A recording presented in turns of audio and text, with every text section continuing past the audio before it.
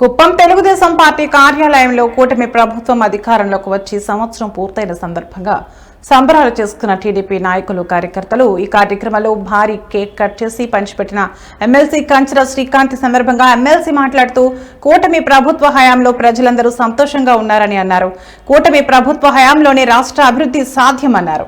ఈ కార్యక్రమంలో తెలుగుదేశం పార్టీ ముఖ్య నాయకులు doctor Suresh Babu, Raj Kumar, Prem Kumar, Satyendra Shekhar, Gopinath, municipal chairman Selvaraj మరియు కౌన్సిలర్లు కార్యకర్తలు పాల్గొన్నారు.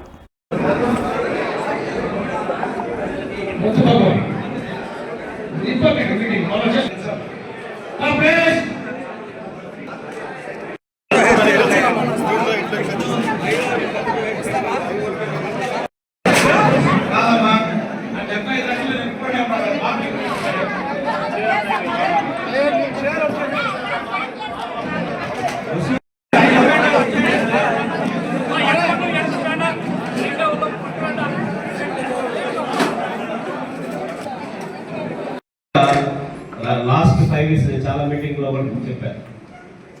బాగా ఫైట్ చేసి అలవాటు అయిపోయి ఇప్పుడు ఫైటింగ్ లేకపోతే గవర్నమెంట్ వచ్చాక ఖాళీ ఉన్నామని చెప్పి మనలోనే ఇద్దరు గ్రూపుల కింద అయిపోయి ఫైటింగ్ చేసుకుంటా ఉన్నారు. అంటే ఏదో ఒకటేదో కాలం చేస్తున్నాడు. మిగతా మీరు ఎంక్వైరీ చేయండి. మిగతా నియోజకవర్గాల్లో ఏం జరుగుతుంది, ఏం జరగట్లేదండి.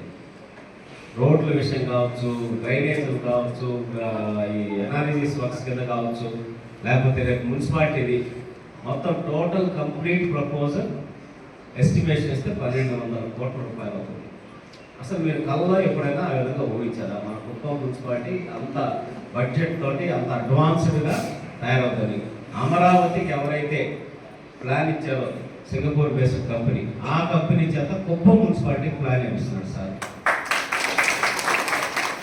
అంటే ఆయన